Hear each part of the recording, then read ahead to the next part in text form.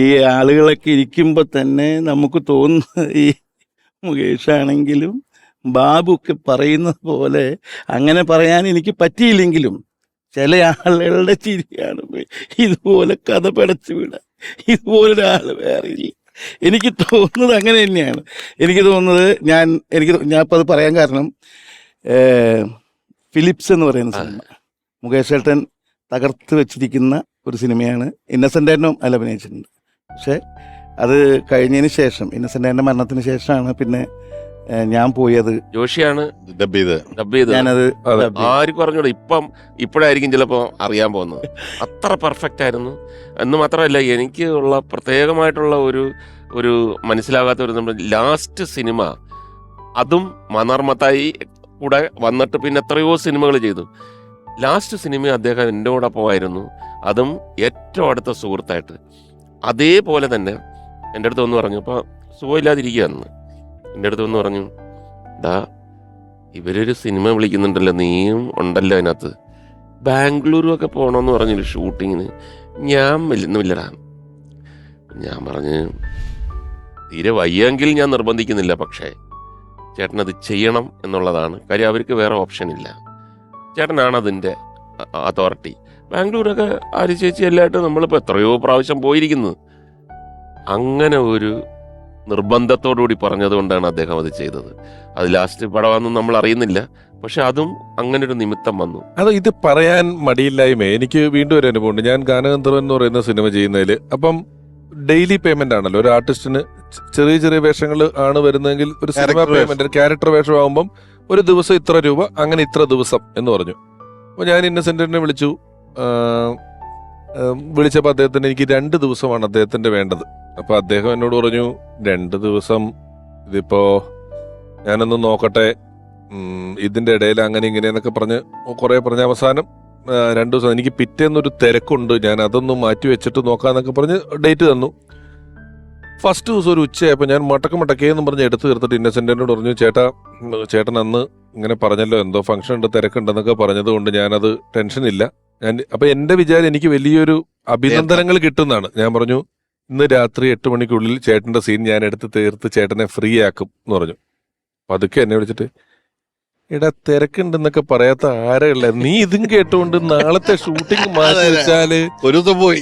ഞാൻ എന്റെ ഒരു ദിവസം പോയില്ലേ, ഞാൻ അത് പറഞ്ഞിട്ടില്ലേ പൈസ പറഞ്ഞിട്ടിരിക്കണേ, നീ പതുക്കെ എടുത്താൽ മതി, 2, 3, 10 ദിവസം എടുത്തു, വെറുതെ ആവശ്യമില്ലാതെ തീർത്ത് മിടുക്കനാവാൻ നിൽക്കണ്ടെന്ന് മാറ്റി നിർത്തി എന്നോടും എന്നോട് അപ്പം ഭയങ്കര ചതിയാടാ ചെയ്തേന്ന് പറഞ്ഞിട്ട് മാറ്റി നിർത്തി പറയും. ഇതിങ്ങനെ പലതും പറയും, നീ അതൊന്നും വിശ്വസിക്കരുത് എന്ന് പറഞ്ഞിട്ട് ജോർജ് ചേട്ടൻ ഒന്ന് ഇന്നസെന്റിന്റെ ഇപ്പൊ നമ്മൾ പറഞ്ഞതിനപ്പുറം കാസറ്റിലെ ശബ്ദവും പ്രസംഗിക്കുമ്പോഴുള്ള ശബ്ദവും ഒന്ന് അവതരിപ്പിക്കാമോ? എന്റെ ഈശ്വര, ഞാൻ വന്നു, ഈ ഓണത്തിന് വന്നു നിങ്ങളെയൊക്കെ കാണാനും നിങ്ങളോട് 2 വാക്ക് സംസാരിക്കാനും എല്ലാ കാര്യത്തിനുമായിട്ട് ഞാൻ വന്നു. ആരെവിടെ, എന്താ അവിടെ പ്രശ്നം? മുല്ലപ്പെരിയാർ ഡാമിന് പ്രശ്നമൊന്നുമില്ലല്ലോ, ഇപ്പൊ പൊട്ടും നാളെ പൊട്ടും എന്ന് പറഞ്ഞു നടക്കാൻ തുടങ്ങിയിട്ട് എത്ര നാളായി. അദ്ദേഹം പ്രസംഗിക്കുന്ന ശൈലിയും ശബ്ദവും. എല്ലാവർക്കും നമസ്കാരമുണ്ട്. ഈ ആളുകളെയൊക്കെ കാണുമ്പോൾ എനിക്കൊരു കൊതി തോന്നുകയാണ്. ഓർമ്മയിലെന്നും എന്ന് പറയുന്ന ഈ പ്രോഗ്രാമിലൊക്കെ എന്നെ ഉൾപ്പെടുത്തിക്കൊണ്ട് നിങ്ങൾ കാണിക്കുന്ന ഈ സ്നേഹം, അതിൻ്റെ പുറത്ത് എനിക്കൊന്നുമില്ല. ഇതിൻ്റെ ആളുകൾ നല്ല രീതിയിൽ കാണുമ്പോൾ അതൊക്കെയാണ് എൻ്റെ സന്തോഷം. ബാബുവിനെ കാണാൻ സാധിച്ചു, മുകേഷിനെ കാണാൻ സാധിച്ചു, പിന്നെ ഇതിൻ്റെ അവതാരകനായിട്ടുള്ള രമേശ് പിഷാരടിനെയും എനിക്ക് കാണുവാൻ സാധിച്ചു. ഇപ്പോഴും നിങ്ങൾ എന്നെ ഓർത്തതിൽ എനിക്കൊരുപാട് സന്തോഷം. ഈ ഇന്നസെന്റ് ഏട്ടൻ പുസ്തകങ്ങൾ എഴുതി തുടങ്ങിയെന്ന് പറഞ്ഞില്ലേ, സത്യേട്ടൻ നേരത്തെ പറഞ്ഞു വൈക്കം മുഹമ്മദ് ബഷീർ. ശരിയാണ്, എനിക്ക് പലപ്പോഴും തോന്നിയിട്ടുണ്ട് ഇന്നസെന്റ് ഏട്ടൻ എഴുതാനുള്ളൊരു കഴിവും കൂടി ഉണ്ടായിരുന്നെങ്കിൽ ഇത് ഇവിടെ ഒന്നും നിൽക്കില്ലായിരുന്നു കേട്ടോ. അത്രമാത്രം കഥകളും. അല്ല, അത് ഭാവിച്ചേട്ട കഴിവില്ലാത്തതായിരിക്കില്ല, താല്പര്യമില്ലാത്ത. അല്ല, ഒരു ഘട്ടത്തിൽ അല്ലേ, ഒരു ഘട്ടം കഴിഞ്ഞപ്പോഴാണ് മനസ്സിലായി പുസ്തകങ്ങളുടെ ഒരു വാല്യൂ പുള്ളിക്ക് മനസ്സിലായി. ഇപ്പൊ ക്യാൻസർ വെള്ള ചിരി എന്ന് പറഞ്ഞ പുസ്തകം എത്രയോ ഭാഷകളിലേക്ക് തർജ്ജമ ചെയ്തു. അതിപ്പോ പഠിപ്പിലേക്ക് എനിക്ക് അതിലൊരു 4 പേജ് എന്നെ കുറിച്ച് പുള്ളി പറഞ്ഞിട്ടുണ്ട്. അത് എനിക്ക് ഒരു വലിയ അഭിമാനമുള്ള കാര്യമാണ്. കാരണം എന്നോടുള്ളൊരു കോൺഫിഡൻസ് പുള്ളിക്ക്. കാരണം ഏതൊരു വെളുപ്പാങ്കാലത്ത് പുള്ളി ശ്രീകാന്താണത് റീറൈറ്റ് ചെയ്തേക്കണം. അപ്പോൾ മഹാറാണി ഹോട്ടലിൽ ഇങ്ങനെ പുള്ളി അപ്പം സുഖമില്ലാത്ത സമയമാണ്, ഇതൊക്കെ കഴിഞ്ഞ് വന്നിരിക്കുന്ന സമയമാണ്. അപ്പോൾ പുള്ളി ഇങ്ങനെ ഉറക്കം ഇല്ലാതെ ഇങ്ങനെ എനിക്ക് നടക്കുന്നു. അപ്പോൾ ശ്രീകാന്ത് ഒളി കണ്ണിട്ടൊന്ന് നോക്കി, കുഴപ്പമൊന്നുമില്ലല്ലോ. പുള്ളി വെറുതെ ഇങ്ങനെ നടക്കുകയാണ്. എന്നിട്ട് പുള്ളി ഫോണ് അപ്പോൾ ലൈറ്റ് ഇടാതെ ഫോൺ എടുത്ത് ഇങ്ങനെ നോക്കിയാൽ അപ്പോൾ ലോകത്തൊറ്റ നമ്പർ പുള്ളിക്ക് കാണപ്പാടാണ്. പുള്ളി നമ്പർ പുള്ളിക്കാരില്ല, വീട്ടിലെ നമ്പർ, എൻ്റെ നമ്പർ പുള്ളി കാണപ്പാടാം. കാരണം മറ്റുള്ളവർക്ക് എന്ത് പുലിവാലുണ്ടെങ്കിൽ എൻ്റെ നമ്പർ പറഞ്ഞു കൊടുക്കും പുള്ളി. പലപ്പോഴും പുലിവാലാണായിട്ട് തിരിച്ചടിക്കുക. അപ്പോൾ ഈ നമ്പർ പുള്ളി എടുത്ത് ഡയൽ ചെയ്തിട്ട് പുള്ളി ചോദിച്ചു. അപ്പോൾ 4:30 മണിക്ക് 5 മണിക്കാണ് ഒരു കാര്യം സംസാരിച്ചു, അത് വെച്ചു, ആൻസർ കിട്ടി, പുള്ളി ഫോൺ വെച്ച് കിടന്നു. അപ്പോൾ രാവിലെ അന്ന് ഇന്നസെൻ്റ് അടുത്ത് ലേറ്റായിട്ട് എനിക്ക് അപ്പോൾ ശ്രീകാന്ത് ചോദിച്ചു എന്ന് പറഞ്ഞു, എന്താണ് ഈ വെളുപ്പാങ്കാലത്ത് ഇങ്ങനെ ഫോൺ ചെയ്ത് ആർക്കാണെന്ന് ചോദിച്ചു.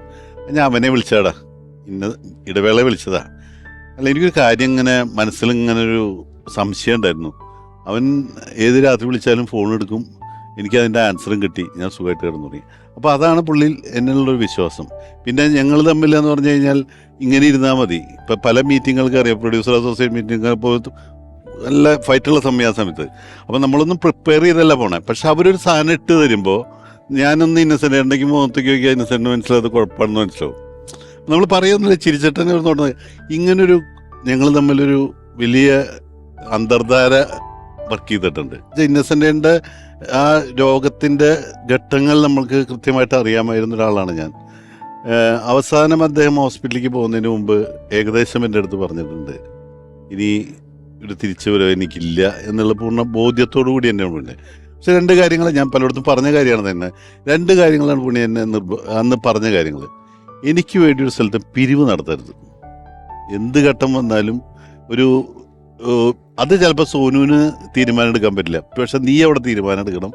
ഒരു സ്ഥലത്തും കൈ നീട്ടാൻ പറ്റും. അതിനൊക്കെ ഞാൻ ഉണ്ടാക്കി വെച്ചിട്ടുണ്ടാ, ധൈര്യമായിട്ടിരുന്നു, ഉണ്ടാക്കി വെച്ചിട്ടുണ്ട് എന്നുള്ള ആ ഒരു കോൺഫിഡൻസ് അങ്ങോട്ട് ഭയങ്കരമായിരുന്നു. അതുപോലെ തന്നെയാണ് അദ്ദേഹത്തെ മാന്യമായിട്ട് തിരിച്ചത്. കാരണം എനിക്ക് വലിയൊരു ആഗ്രഹമായിരുന്നു ഇന്നസെൻ്റ് നമ്മൾ ഒരുപാട് ഇവൻറ്റ് ചെയ്യുന്ന ആളാണ്. 50ാമത്തെ സിനിമ വർഷം ഇരിങ്ങാലക്കുടയിൽ ആഘോഷിക്കുന്നത് വലിയ ആഗ്രഹം ഉണ്ടായിരുന്നു. ആ സമയത്താണ് കോവിഡ് വരുന്നതും ഒക്കെ മാറിപ്പോകുന്നത്. പക്ഷേ അതുപോലൊരു യാത്ര ഇപ്പം അദ്ദേഹത്തിന് നൽകാൻ സാധിച്ചു എന്നുള്ള ഒരു പക്ഷേ കേരളം കണ്ട ഒരു 4-5 യാത്രയപ്പിൽ ഒരു യാത്രയപ്പായിട്ട് അത് മാറി. വളരെ വലുതായിരുന്നു, അത് മാറ്റിയെടുക്കാൻ സാധിച്ചു. അതിനുവേണ്ടി കാരണം സോനു ഈ മരണം ഇങ്ങനെ ഒരു 5-6 ദിവസം നീണ്ടു നിന്നപ്പോൾ സോനു എൻ്റെ അടുത്ത് വന്നു പറഞ്ഞു, ചേട്ടൻ എന്ത് തീരുമാനം എടുത്തോ അതാണ് തീരുമാനം, അല്ലാണ്ട് അതിൽ വേറെ ആര് പറയുന്നതും കേൾക്കേണ്ട കാര്യമില്ല എന്ന് പറഞ്ഞു. ആ ഒരു അധികാരം എനിക്ക് തന്നതുകൊണ്ട് പൂർണ്ണമായിട്ടത് ഭംഗിയായിട്ട് യാത്ര ചെയ്യാൻ. ഇപ്പോഴും ഇന്നസെൻ്റിൻ്റെ കുഴിമാടത്തിൻ്റെ കൂടെ ആളുകളൊന്നും കൊണ്ടറിയോ? അതൊരു ഞാനും പല നമ്പറുകൾ നമ്മൾ മരിച്ചു കഴിഞ്ഞാൽ ഡിലീറ്റ് ചെയ്ത് കളയും. പക്ഷെ ഇപ്പോഴും ഇന്നസെൻ്റ് ഇപ്പം പല കാര്യങ്ങൾ തീരുമാനം അയ്യോ ഇന്നസെൻ്റ് പറഞ്ഞില്ലല്ലോ എന്ന് നമുക്ക് എവിടെയോ തോന്നും. അപ്പോഴാണ് അയ്യോ ഇന്നസെൻ്റ് പോയി എന്ന് നമുക്ക് മനസ്സുകൊണ്ട് ഇപ്പോഴും തോന്നുന്നില്ല.